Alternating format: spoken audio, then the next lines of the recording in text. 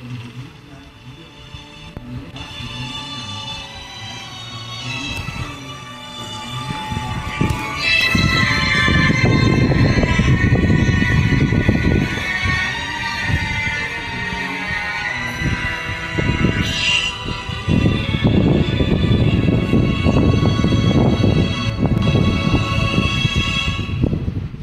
งทีจะยอมจะได้รับฟังแค่รู้สึกหน่อยบางวันที่เจอทำไมเธอต้องเงียบเหงาบ่อยๆไม่จริงไม่เลยยังไม่เคยจะไปหาใครแต่อย่าไปคิดอะไรก็อยากให้รู้ไว้ก่อนนั้นจะทำจะมาเดินถึงจะบอก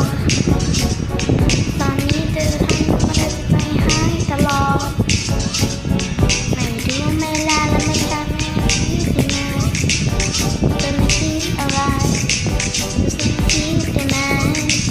อากาศคืนมันแข็งไม่ยังไงก็เด็ดขาดเฟซมันล่มมันลายรั่วอย่าคิดมากอย่าสื่อสารไม่ต้องพึ่งน้องพี่ราบแค่คิดถึงคำแค่นั้นฉันก็ทราบจะไปอยู่ตรงหน้าจะไปหาแน่ๆเธอจะอยู่ที่ไหนจะเปิดเซเลนไปหาฉันแน่แค่คิดถึงฉันเอาไว้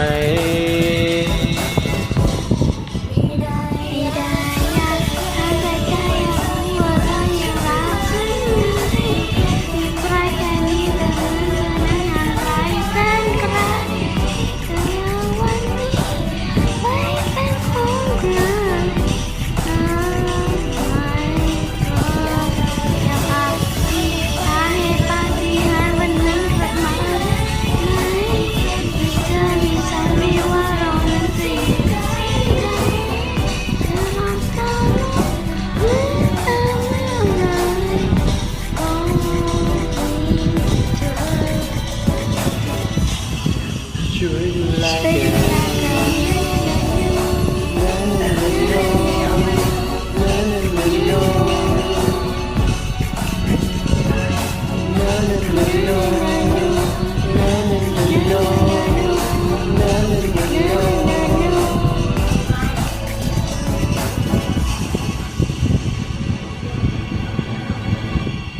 ก็เจอยังไม่เธอคนเดิมที่ชอบคิดเปลี่ย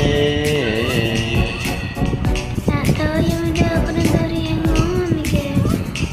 แค่คำเดียวเป็นอะไรที่มันพูดไม่ออกก็อยากจะซึ้งจะบอกแต่เธอพูดก่อนไม่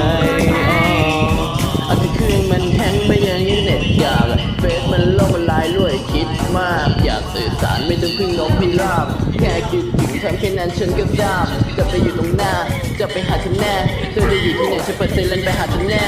แค่คิดถึงฉันเอาไว้